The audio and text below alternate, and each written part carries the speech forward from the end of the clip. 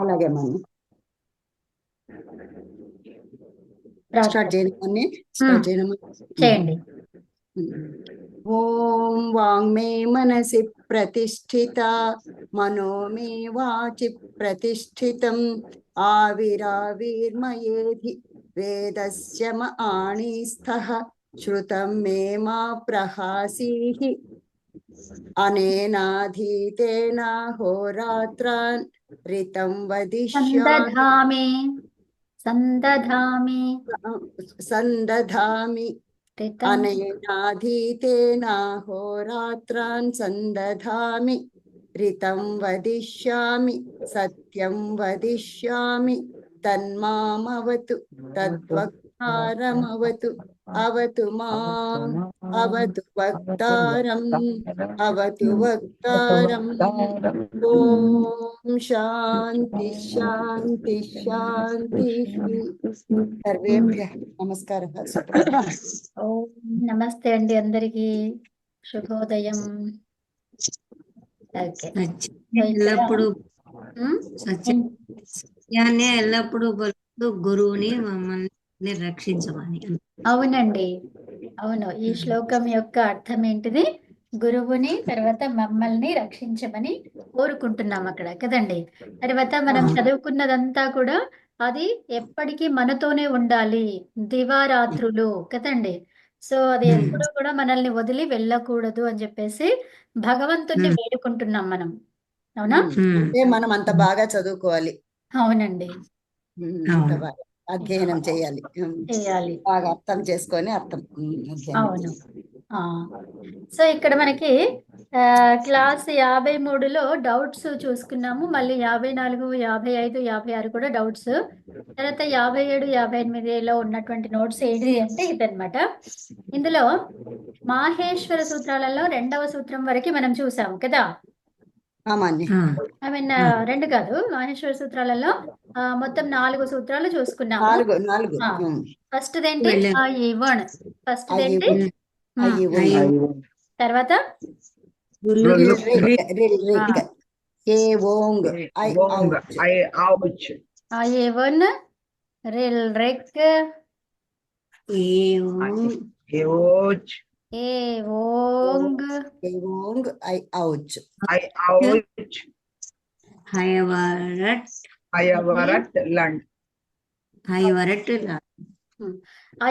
వరకు నేర్చేసుకున్నాం. నిన్న మీరు ఒక మాట చెప్తారు, రోజుకు 5 నేర్పిస్తాం చివరిగా. సరే. తర్వాత హయవరట్ అంతవరకు చూసాం మనము. హయవరట్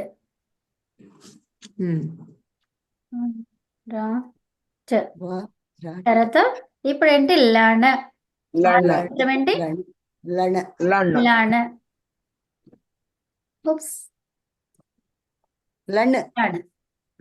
ఓకేనా? ఈ 6వ సూత్రము లణ్. అవునా? మాహేశ్వర సూత్రాలలో 6వ సూత్రం ఏంటి? లణ్. ఇంతవరకు వచ్చేసినాయి అందరికి? ఈ 6 సూత్రాల వరకు 5 సూత్రాల పేర్లు వచ్చినాయి. ఓకే, సరే. మహేశ్వర సూత్రాలలో 6వ సూత్రము ఏమిటి? దానితో ఎన్ని ప్రత్యాహారాలు చేశారు? అవి ఏమిటి శారద గారు? మహేశ్వర సూత్రాల్లో 6వ సూత్రం లణ్. దీంతో 3 ప్రత్యాహారాలు చేసినారు. అణ్, ఇణ్, ఎణ్. అణులో ఈ వు రు లు ఏ ఓ ఐ ఔ హ య వ ర ల అని 14 అక్షరములు.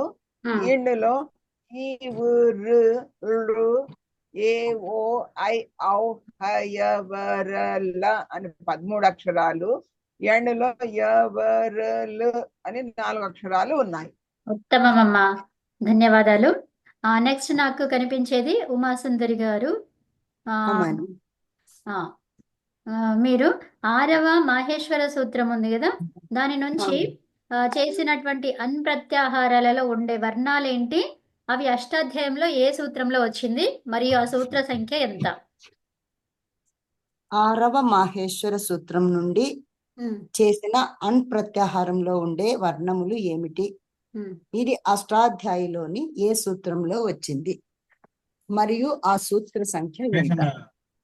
6వ మాహేశ్వర సూత్రం నుండి తయారు చేసిన అణ్ ప్రత్యాహారంలో ఉండే వర్ణములు ఆ, ఈ, ఉ, రి, రి, ఏ, ఓ, ఐ, ఔ, హ, య, హ్, య్, వ్, ర్, ల్. ఇది అష్టాధ్యాయిలోని అణుదిత్ సవర్ణస్య చ ప్రత్యయ అనే సూత్రంలో వచ్చింది. మరియు ఆ సూత్ర సంఖ్య 1169. ఉత్తమం. నెక్స్ట్ ఎవరు? నమస్తే అమ్మా. ఓం నమస్తే అండి. మీరు చెప్తారా మునిగారు? కొద్దిలా చెప్తానమ్మా. ఓకే. కొద్ది లేట్ అయిందమ్మా, క్షమితవ్యం. పర్వాలేదండి, ఇప్పుడే స్టార్ట్ అయిందండి. సరే సరే సరే. యా, అణుదిత్ సవర్ణస్య చా ప్రత్యయ సూత్రంలో ఉన్న అణ్ ప్రత్యాహారం యొక్క అక్షరాలు అంటే ఆ వర్ణాలు ఏమిటి, అవి ఎన్ని? ఓకే. అణుదిత్ సవర్ణస్య ప్రత్యయ చా. సవర్ణస్య చ ప్రత్యయ సూత్రంలో ఉన్న అన్ ప్రత్యాహారం యొక్క అక్షరాలు వర్ణాలు ఏమిటి, అవి ఎన్ని?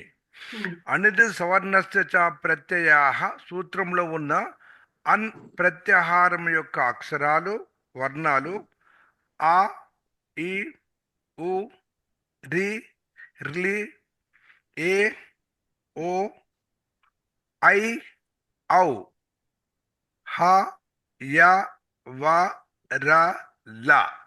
అవి 14. ఉత్తమం. ఇంతవరకు మీకు అర్థమైంది కదా అందరికి?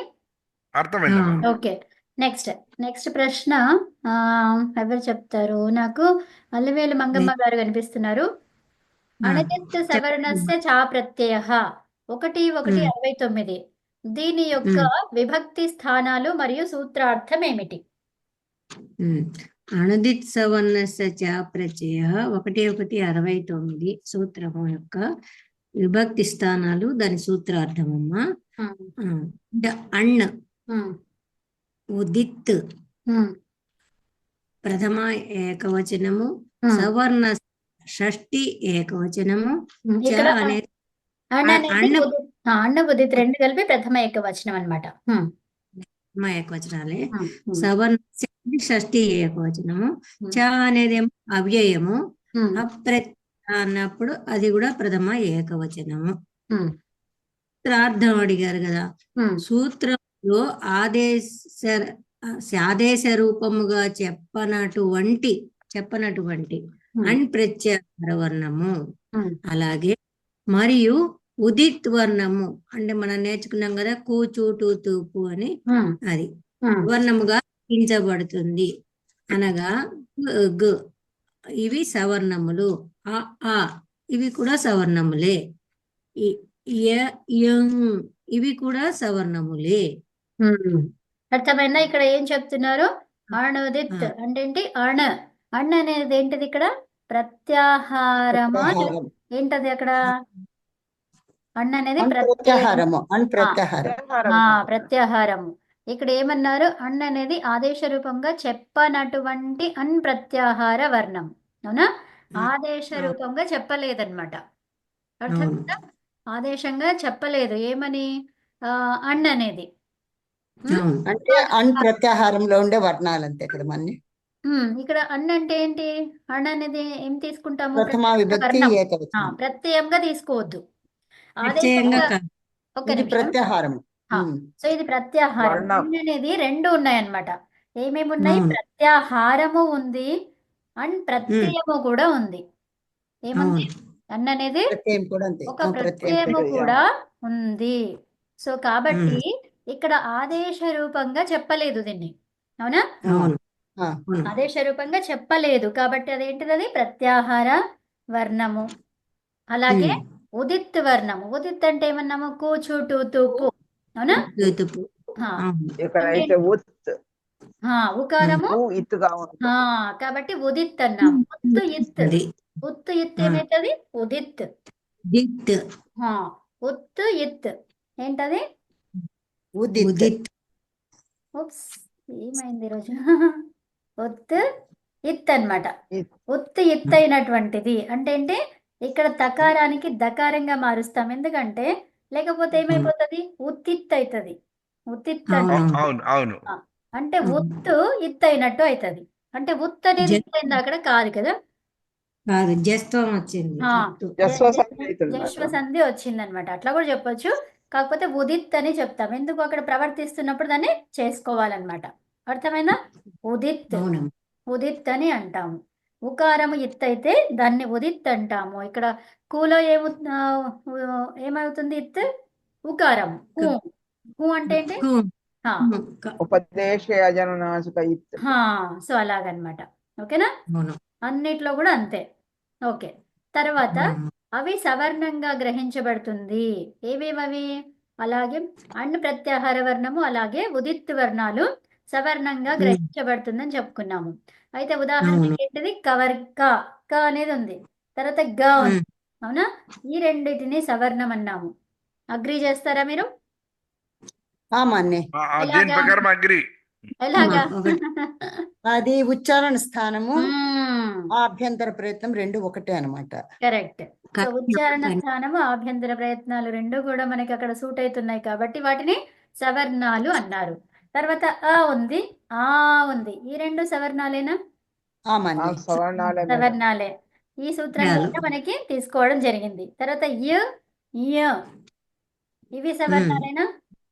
ఆ ఆ, అవి కూడా సవర్ణాలే. సవర్ణాలే అని చెప్పారు ఈ సూత్రం ప్రకారం. అర్థమైందా? అది ఎలా అని మనం చూస్తే ఉచ్చారణ స్థానాలు ఆభ్యంతర ప్రయత్నాలు వాటినన్నిటినీ చూసుకుంటే మనకి ఇది సవర్ణంగా అర్థమయ్యింది. అవునా? అవునమ్మా ఓకే. సో ఇప్పుడు ఒకవేళ ఈ అణ్ అనేది ఆదేశంగా వస్తే అదేమయ్యేది? మాన్నే ఆదేశంగా వస్తే అది ఏమయ్యేది? ప్రత్యాహారమా లేక ప్రత్యయమా? మూర్తి గారు, మూర్తి గారు చెప్తారా? శ్రీరామ్మూర్తి గారు అమ్మా ఉన్నారా? నేను వేరే చోట ఉన్నాను. అచ్చా, ప్రయాణంలో ఓకే ఓకే. ఉన్నాను. పర్వాలేదండి. మా ఆదేశంగా వస్తే పార్వతి గారు, మీరు ఎవరు చెప్పద్దు. పార్వతి గారు ప్రత్యయం అవుతుంది. ప్రత్యయం ప్రత్యయం అవుతుంది. అవునా? ఎందుకు? ఇది ఆదేశంగా చెప్తే చెప్పలేదు, ఇక్కడ చెప్పలేదు కాబట్టి అక్కడ ప్రత్యాహారం అన్నారు. అర్థమైందా? అవును ఒకవేళ చెప్పి ఉంటే ఏమయ్యేది? అది ప్రత్యయం ప్రత్యయం అయ్యేది. అయ్యేది. అర్థమైందా? ఆ, అక్కడ ఏంటి చెప్పనటువంటి అన్ ప్రత్యాహారం అన్నారు. ఆదేశ రూపంగా చెప్పలేదు కాబట్టి అదేమైంది? అన్ ప్రత్యాహార వర్ణం. ఒకవేళ ఆదేశంగా చెప్పి ఉంటే ఏమయ్యేది? అది ప్రత్యయము. ప్రత్యయము. సో ఈ ప్రత్యయం అనగానే ఏముంటుంది? జస్ట్ అన్నలో వర్ణ. ఈ నకారం హలంతో పోతుంది. సో మిగిలింది ఏంటి? మిగులుతుంది. వస్తుంది. కానీ ప్రత్యాహారం అంటే ఏమైపోయింది? అందులో అక్షరాలు 14 అక్షరాలు వచ్చాయి. అవునా? అవును అవును. అదండి డిఫరెన్స్ అది. ఓకేనా? ఇది హారము ప్రత్యాహారము ప్రత్యాహార వర్ణాలు ఈ రెండింటి కరెక్ట్ గా మనము తెలుసుకుంటే తప్పుకోకుండా ఉంటది. అంతే అంతే కదమ్మా? అండి, అంతే అంతే కరెక్ట్. వర్ణము లోపలేమో 14 అక్షరాలు వస్తాయి. ప్రత్యయం అన్నప్పుడు రెండు అక్షరాలతోటే వస్తుంది. అన్న నకారం ఉదిత అయితే ఆకారం మిగులుతుంది. అంతేనా? ఇత్ సంజయ్ ఇత్తై. కాబట్టి ఇది సంజయ్ తోటి. ఆ. ఓకే. అదే. ఓకే. నెక్స్ట్ అష్టాధ్యాయి ప్రకారము సవర్ణం అంటే ఏంటి? ఒక్క నిమిషం నేను అడుగుతాను. కృష్ణమూర్తి గారు కనిపిస్తున్నారు, చెప్తారండి? నేను ట్రైన్ లో ఉన్నానమ్మా. ఓ పర్వాలేదు. ఓకే. పురుషోత్తం గారు. అష్టాధ్యాయ ప్రకారం సవర్ణం అంటే తుల్యాస్య ప్రయత్నం సవర్ణం. 1 1 9 అనేటువంటి ముఖస్థితి ఉచ్చారణ స్థానం మరియు ఆభ్యంతర ప్రయత్నము పరస్పరం సమానమైతే వాటిని సవర్ణము అంటాము. ప్రయత్నము 2 విధాలుగా ఉంటుంది. ఒకటి బాహ్య ప్రయత్నము, 2 అంతరంగిక ప్రయత్నము. ఇది అర్థమైందా అండి? సవర్ణం అంటే ఏంటి? తుల్యాస్య ప్రయత్నం. తుల్య అంటే సమానమైనటువంటిది. మరి అస్య అంటే ఆస్య. ఆస్య అంటే ముఖము నుంచి. ముఖేన అస్యేన భావః ఆస్య. కరెక్ట్. ఆస్యేన భావః ఆస్య. ఆస్యః. సో అదనమాట. సో అక్కడ నుంచి మౌత్ నుంచి, ముఖము నుంచి, నోటి నుంచి వచ్చేటువంటి ఉచ్చారణ స్థానము, తర్వాత ప్రయత్నము, ఈ రెండింటిని కలిపి ఏమన్నారు? ఆభ్యంతర ప్రయత్నం. ఈ రెండింటిని సవర్ణము అన్నారనమాట. సో మరి అవేంటివి అని చూసుకుంటే ఇక్కడ మనకి ఉచ్చారణ స్థానాలు ఇక్కడ ఉన్నాయండి. నెక్స్ట్ అరుణ గారు. అరుణ గారు ఉన్నారా? ఈ కంఠ స్థానాలు ఏంటో చెప్పండి అమ్మా. సూత్రం ద్వారా చెప్పండి. ఆ క ఖ గ ఇది ఘ సూత్రం చెప్తారా? ఞ. కంఠస్థాన వర్ణాలు ఏముంది? అకుహ అకుహ విసర్జ. విసర్జనీయః కంఠః. విసర్జనీయ కంఠః. ఉత్తమం. ఆ క ఖ గ ఘ ఞ హ విసర్గ. విసర్గః. అంతే. ఇవి కంఠస్థానం. ఏతేషాం ఉచ్చారణ స్థానం కంఠః. ఉత్తమం. ఉత్తమం అండి. నెక్స్ట్ బాబు గారు. బాబు గారు ఉన్నారా? ఓకే. తాలు స్థాన వర్ణాలు ఏంటి చెప్పండి. తాలు స్థాన వర్ణాలు ఉమ్, ఈ చ ఛ ఇది సూత్రం చెప్పనా? ఇచ్చు యశానాం తాలు. ఇచ్చు యశాన ఇచ్చు యశానాం తాలు. చాలు. ఇచ్చు యశానాం తాలు. ఓకేనా? వారిది మ్యూట్ లోకి వెళ్ళిపోయింది. ఓకే. సో గౌరీ ఇచ్చు చెప్తున్నారు. యశానాం తాలు అండి. ఓకే అక్క. అప్పుడు ఈ చ ఛ జ ఝ వ య ష ఏతేషాం ఉచ్చారణ స్థానం తాలు. తాలు. ఉత్తమం అండి. అర్థమైంది కదా? చూ అంటే ఈ కూడా తీసుకోవచ్చు కదా. తీసుకోవచ్చు అని చెప్పింది ఎవరు? ఈ సూత్రం. సూత్రం అది అనుదిత్ సవర్ణస్య చ ప్రత్యయ అనే సూత్రం చెప్పింది. దీర్ఘాలు కూడా తీసుకోవచ్చు అని కదా. అది మళ్ళీ తర్వాత తుల్యాస్య ప్రయత్నం, అస్య ప్రయత్నం అని కూడా చెప్పుకున్నాం అక్కడ. అవునా? అది కూడా 2 సూత్రాల ద్వారా మనకి ఆ దీర్ఘాలు తీసుకోవచ్చు అనేది అర్థమైంది. అవునా? ఉత్తమం. నెక్స్ట్ అండి గౌరీ ఆఖెల్ల గారు, మూర్ధ స్థాన వర్ణాలు ఏంటి? రషాణ మూర్ధ. రీత్ థ ద ధ న రి ర ష. ఉత్తమమమ్మ. ఉచ్చారణ స్థానం మూర్ధ. దంత స్థానాలు ఏంటండి? సుబ్బారావు గారు ఉన్నారా? నమస్తే అండి. నమస్తే అండి. యా. దంతస్థానాలు అంటే లసానాం దంతాః అంటే రి తృ తు ద ద న ల స ఏతేషాం ఉచ్చారణ స్థానం దంతాః. ఉత్తమం అండి. జ్యోతిర్వల్లి గారు, ఓష్ఠ స్థాన వర్ణాలు ఏంటండి? నమస్తే మేడం. ఓష్ఠ స్థాన వర్ణాలు ఉపద్మానీయాం ఔష్టో.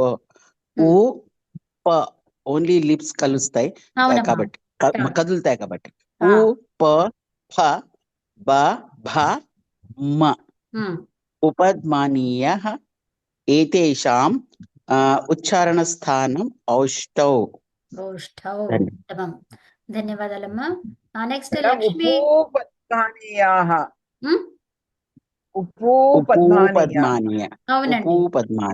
అవును. ఏమన్నారు మీరు? అది చెప్పలేదా? ఉప్పు అని ఎందుకన్నారని అచ్చా. ఉప్పు అని ఎందుకన్నారంటే ఉపపద్మానీయాః సంధ్య అవుతుంది. సవర్ణ దీర్ఘ సంధ్య అక్కడ. అవునమ్మా, కరెక్ట్. ఉపద్మానీయాలన్నమాట. ఉప్పు తర్వాత ఉపద్మానీయం. అప్పుడు ఏమైంది?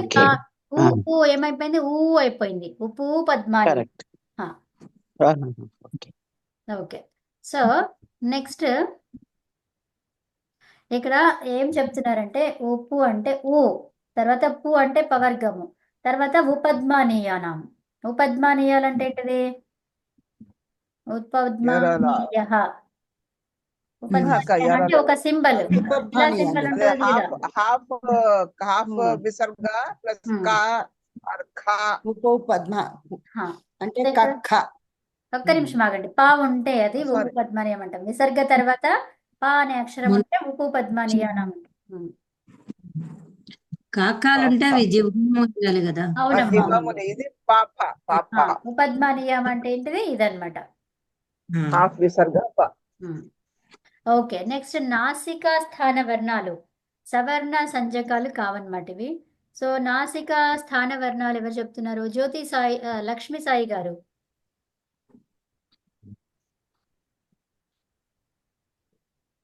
సాయి కుమారి గారు, లక్ష్మీ సాయి కుమారి గారు ఉన్నారా? ఓకే, పతంజలి గారు. చెప్తున్నాను. ఇది చెప్పండి.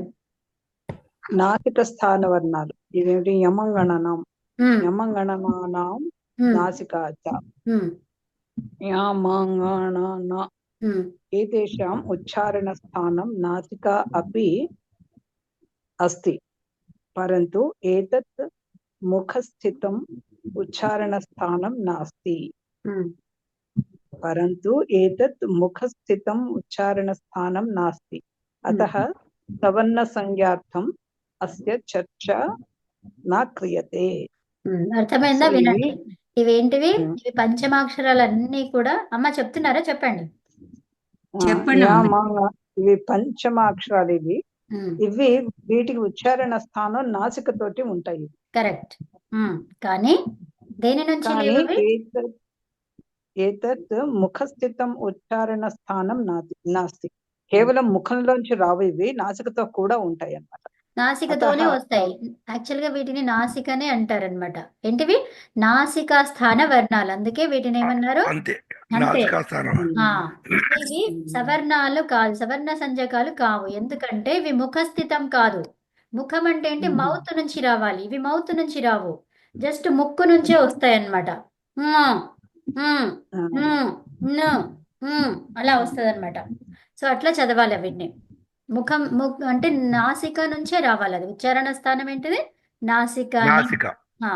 కాబట్టి దానికి ఏమన్నారు? ఇది ఇక్కడ సంజకాలలో తీసుకోరాదు, సవర్ణ సంజకాలలో తీసుకోబడవు, అసలు ఆ ప్రసక్తే రాదు అని చెప్తున్నారు. ఓకేనా? నెక్స్ట్ సత్యవాణి గారు, రాజలక్ష్మి గారు, సారీ రాజలక్ష్మి గారు చెప్తారా అండి? చెప్తానండి. ఏదంటే మీరు ఏంటి? కంఠతాలు స్థాన వర్ణాలు. కంఠతాలు స్థాన వర్ణాలు. ఏదైతో కంఠతాలు ఏదైతో ఏతయోః ఉచ్చారణస్థానే కంఠ యత తాలు ఇది ద్వే. సో ఇక్కడ ఏదైతోహో అన్నారు. తోహో అంటే ఏంటి? ఓకారం వచ్చింది అంటే ఏంటి? రెండే ఉన్నాయి అందులో. అవునా? అంటే ఏత్ తర్వాత ఐత్ అంటే షష్ఠి ద్వివచనం కదా మమ్మీ. అవునమ్మా, కరెక్ట్. షష్ఠి ఏత్ ఐత్ ఏమైపోయింది? అది రెండు ఉన్నాయి కాబట్టి ద్వివచనం. ఏదైతోహో రామయోహో. అవునా? సో అది ఏదైతోహో. అర్థమైందా అండి? నెక్స్ట్ సత్యవాణి గారు. కంఠోష్ట స్థానవర్ణాలు. ఓదౌతోహో కంఠోష్టం. ఓ ఔ ఏతయోః ఉచ్చారణస్థానే కంఠః తదా ఓష్ట్రో ఇది ద్వే. ఉత్తమమ్మా, ధన్యవాదాలు. నెక్స్ట్ నాకు సత్యవతి గారు కనిపిస్తున్నారు. చెప్పగలుగుతారమ్మా? దంతోష్ఠ స్థాన వర్ణాలు ఏంటివి? ఓకే, వకారస్య దంతోష్ఠం. వకారస్య దంతోష్ఠం. అవునా? అంటే వకారం ఒకటి, దంతోష్ఠం అన్నమాట. ఉత్తమం. దంతము మళ్ళీ అలాగే ఓష్ఠం అన్నమాట, రెండు స్థానాలు కదా. జిహ్వా మూల స్థాన వర్ణం ఏంటి? నెక్స్ట్ సుబ్బలక్ష్మి గారు.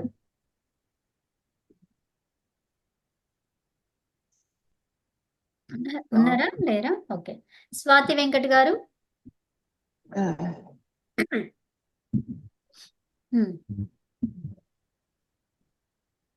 అమ్మా చెప్తున్నారా?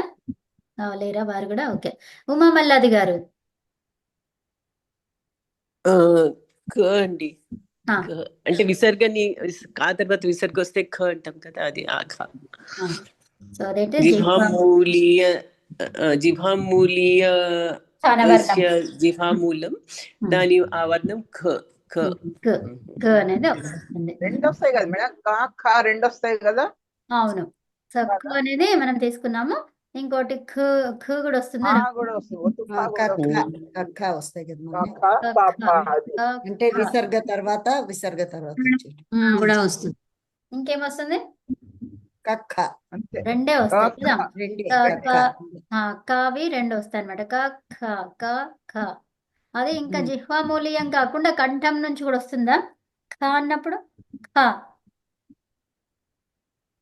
కంఠం కూడా అవుతుంది. అవును, అవుతుంది. రెండు తీసుకోవచ్చు. అవునమ్మా. నెక్స్ట్ ఈ అనుస్వార స్థాన వర్ణాలు విజయ్ కుమారి గారు చెప్తారా?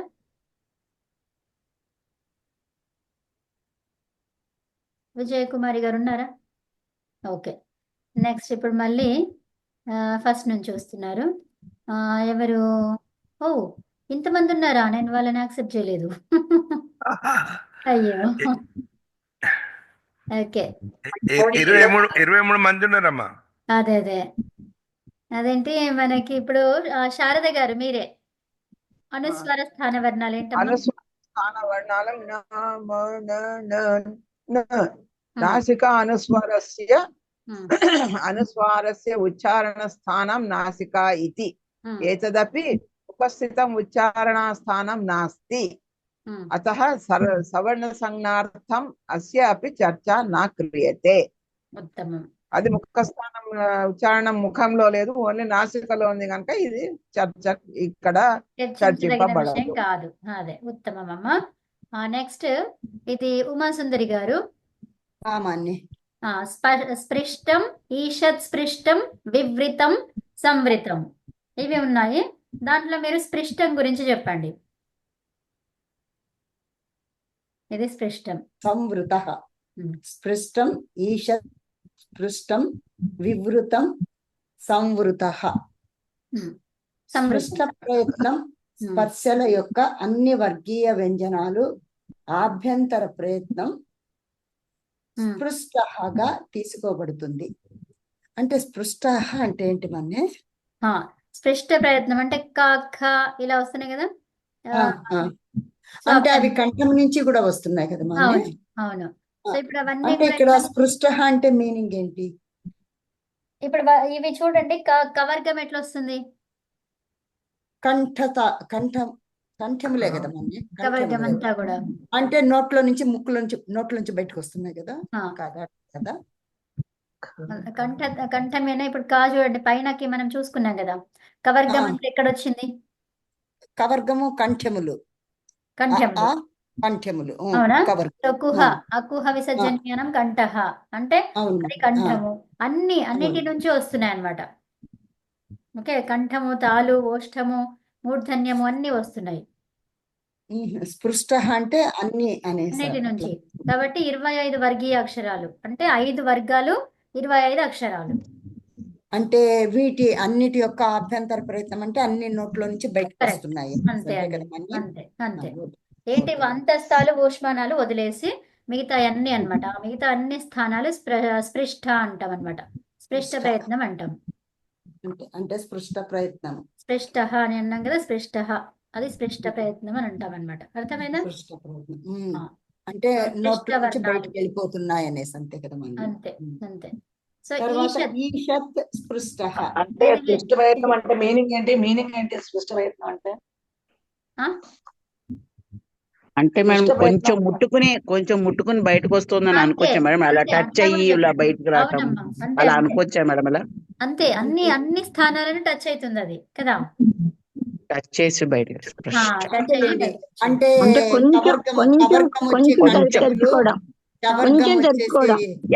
చవర్గం వచ్చేసి తాలు, టవర్గం వచ్చేసేసి మూర్ధ, తవర్గం వచ్చేసేసి దంత్యములు. అందుకోసం అన్ని స్థానాల నుంచి ముట్టుకొని బయటకు వచ్చేది. అంతే కదా కరెక్ట్. మన్య? అంతే అండి, అంతే. నాలుకతో ధన్యవాదాలు టచ్ మన్య. అయ్యి వచ్చేదే కదా. అవును, అవును. వివృతం అంటే కొంచెం తెరుచుకోవడం అది. సో ఇప్పుడు చెప్పేది ఎవరు కనిపిస్తున్నారు? ఎవరు లేరు. సో ఉమా మల్లాది గారు చెప్తారా? మహోదయ్, అది నాలిక ఆయా స్థానాల్ని టచ్ అయ్యి వచ్చేవి స్పృష్టాలు కదా మహోదయ్. అవును, అంతే. నాలుక ఒకటే కాదు, అన్ని స్థానాలను టచ్ అవుతుంది. అది నాలుక ఒకటే కాదు. అంటే అలా కాదండి, అంటే నేను అనేది నాలిక ఏ స్థానం టచ్ అయితే అవి ఆ వర్గ అక్షరాలు కరెక్ట్, వస్తాయి. కరెక్ట్. అవునండి, అవును. అంటే ఈ 5 మటుకు స్పర్శతో వస్తాయి కాబట్టి ఇప్పుడు ఆ ఉందనుకోండి, దాంట్లో ఏమీ టచ్ అయ్యేది ఉండదు. అంటే ఆ డిఫరెన్స్ నాలుక అవును, టచ్ అవుతుంది. అవును. ఇప్పుడు కా అన్నారు. కా అంటే ఏమైంది? అక్కడ కవర్గం అంతా కూడా ఏమైంది? అకుహ విసర్జనీయాః కంఠాః. సో కంఠం నుంచి వస్తుంది. సో క క అంటే ఇక్కడ కంఠం వచ్చినప్పుడు ఇక్కడ దేనికి ఏది తగులుతుంది? కొంచెం స్పర్శ అనేది తగులుతుంది కదా, టచ్ చేస్తుంది, కొంచెం టచ్ చేస్తుంది. సో కాబట్టి అలా అన్నమాట, స్పృష్ట అన్నాము. కంఠమును టచ్ చేసి వస్తుంది బయటికి. అంతే కదా మన్య? అంతే. చవర్గం అంటే తాలును టచ్ చేసి వస్తుంది. కరెక్ట్. టవర్గము మూర్ధను టచ్ చేసి వస్తుంది. అవును, అంతే. టవర్గం. సో అలాగనమాట అన్ని వర్గీయ అక్షరాలు స్పృష్టగా తీసుకున్నారు. తర్వాత ఈషత్ స్పృష్టం అనేది మీరే ఉమా మల్లాది గారు చెప్తారా? ఈషత్ స్పృష్టం అంతస్థ వర్ణాలు. అంతస్థ వర్ణాల యొక్క య వర ల ఏతేషాం అంటే అభ్యంతర ప్రయత్నం. దాని ఏమి ప్రయత్నం అంటే ఈషత్ స్పృష్టం అని తీసుకోబడుతుంది. అంటే ఈషత్ అంటే కొంచెం టచ్ చేస్తుంది. కొంచెం టచ్ చేసేది. కరెక్ట్. కొంచెం.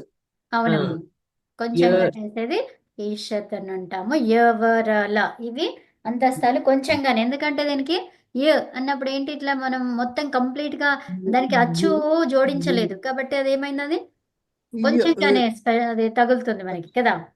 So correct.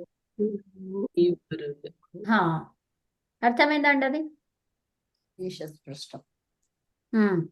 వివృతాలు. వివృతం అంటే ఏంటి? వివృత స్వరాలు ఏంటివి అవి? ఊష్మాణాలు. ఊష్మాణాలు. ఊష్మాణాలు ఏమేమి వస్తాయి? అంతే, అవి వివృతాలు. ఇక్కడ వివృతం అంటే ఏంటి మన మీనింగ్? మని గొంతు తెరిచి పలికేవి వివృతాలు. గొంతు తెరిచి పలికేవి వివృతం. ఇవన్నీ కూడా ఏమైతుంది? స్వరాలు కూడా అన్ని అన్నారు కదమ్మా, అన్ని స్వరాలు ఊష్మాణాలు. ఇక్కడ మొత్తం మౌత్ ని మనం ఓపెన్ చేస్తాం. ఇక్కడ వివృతంలో వృత్తం లాగా మౌత్ ని పెడతాము. ఓకే, ష ష స హ ఇవన్నిటికీ కూడా మౌత్. అంటే వీటిని శ్వాస బయటికి పోయినట్టు తర్వాత వేడిగా ఉంటుంది అనేసి కదా. కరెక్ట్, అవును. ఉష్ణాలు అన్నాం కదా, ఉష్ణం అంటే వేడి వచ్చేది అనమాట, వేడిగా వచ్చేది. సో అందుకని ఉష్ణాలు అన్నాం దీన్ని, ఊష్మాణాలు. అదే. నెక్స్ట్ ఇక్కడ చూడండి, హ్రస్వస్య అవర్ణస్య ప్రయోగే సంవృతం. ఏంటి? హ్రస్వము అవర్ణము ఈ రెండింటి ప్రయోగంలో సంవృతం అయ్యింది అది. తర్వాత ప్రక్రియా దశాయాంతో వివృతమేవ. ప్రక్రియ ఎప్పుడైతే చేస్తుంటామో ఆ ప్రక్రియలో చేస్తున్నప్పుడు వచ్చింది ఏమవుతుంది, అది వివృతంగానే ఉంటుంది అనమాట. ఓకే, అదేంటి మనము సంవృతము వివృతం అంటే ఏంటో ఇక్కడ చూసాం పైన కదా. అవునా? సంవృతం ఇంకా చూడలేదు కదా. కాదు, అకుహ విసర్జనీయాలో అకారం ఉంది కదమ్మా. అది సంవృతం అంటే పలికేది. ఏమన్నారు? అచ్చులన్నీ కూడా సంవృతాలా? అచ్చులన్నీ సంవృతాలు కదా మన్ని. అకారము ప్రక్రియ దశాయాంతో వివృతం ఇవ. అకారము ప్రకృత హ్రస్వాకారం అనుకుంటా, అదే వివృతం అంట. అది సంవృతం. హ్రస్వ అవర్ణము అది ప్రయోగంలో చేసినప్పుడు సంవృతం అవుతుంది అది. ఓకే, సంవృతం అంటే మీనింగ్ ఏంటి మన ఎలాగే? హ్రస్వాక్షరాలు. హ్రస్వాక్షరం ఏదైతే ఉందో అవన్నీ సంవృతాలు. ఓకే. హ్రస్వాక్షరాలన్నీ కూడా సంవృతాలు. అంటే ఆ ఈ ఊ రి అట్లా రి రి రి ఆ ఈ ఊ రి రి అంటే సంవృతం అంటే మీనింగ్ ఏంటి మన? సంవృతం అంటే అదే ఆ అక్షరాలని సంవృతం అంటాం అంతే. ఇంకా ఆ అక్షరాలని సంవృతం అంటాము. అమ్మా ఇది హ్రస్వస్య అవర్ణస్య అంటే అవర్ణము ఒక్కటే హ్రస్వం అంటే అకారము అని హ్రస్వ అవర్ణము. హ్రస్వ అవర్ణము ప్రయోగంలో ప్రయోగే సంవృతం అన్నారు ఇక్కడ. హ్రస్వ అవర్ణస్య ప్రయోగే అంటే హ్రస్వ అవర్ణం ఒకటే అంటున్నారా? అన్ని కూడా హ్రస్వవర్ణాలు మరి. కాదు కాదు అన్ని కాదండి, అవర్ణము యొక్క హ్రస్వము. ఓకే. సో ఇది కొంచెం నాకు తెలియదు సరిగ్గా. కానీ ఇది ఎలాగా చెప్పారంటే ఇది అచ్చులన్నీ సంవృతాలు అని చెప్పించారు మొన్న. మాకు వ్యోమాలో సౌమ్య మేడం ఇచ్చిన నోట్స్ లో అలా ఉందన్నమాట. అచ్చులన్నీ కూడా సంవృతాలు అనేసి. అచ్చులన్నీ కూడా కరెక్టేను, కానీ ప్రక్రియ దశలో మాత్రం దాన్ని వివృతంగా తీసుకుంటారు అని చెప్తున్నారు. అది వేరు మళ్ళీ. ఓకే, ఇదంతా ఇప్పుడు అచ్చులన్నీ వివృతాలండి, సంవృతాలు కాదు. అచ్చులన్నీ వివృతాలు, సంవృతంలో ఉట్టి హ్రస్వాకారం ఒకటే వస్తుంది. అది సో హ్రస్వాకారం ఒకటి మాత్రమే ఇక్కడ చెప్పారు. మనకేం చెప్పారు ఇక్కడ? ఓన్లీ హ్రస్వ ఆ. అవునమ్మా, కరెక్ట్. అవును, అచ్చులన్నీ వివృతాలు, అచ్చులన్నీ వివృతాలు, ఒక్క హ్రస్వాకారం మాత్రం సంవృతం. కరెక్ట్.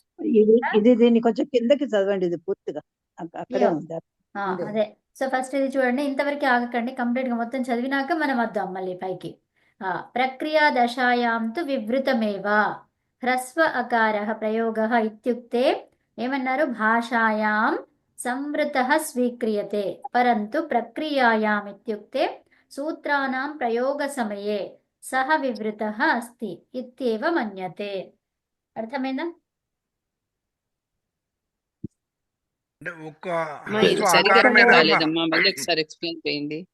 భాషలో ప్రయోగించినప్పుడు అది సంవృతం కిందే తీసుకుంటాము, కానీ ప్రక్రియ ఈ సూత్రాల్లో చెప్పుకున్నప్పుడు మాత్రం అది వివృతం కింద తీసుకుంటాము అంతే. అది ఓన్లీ హ్రస్వ ఆకారానికే ఈ పాజిటివిటీ అని చెప్పారు వాళ్ళు. అంతే. ప్రక్రియ దశయంలో వివృతం అని తీసుకోవడం. కానీ అందుకే మనం ఏం చేస్తాము? అన్ని స్వరాలు వివృతాలు, ఊష్మాణాలు మాత్రం ఈషద్ వివృతం అని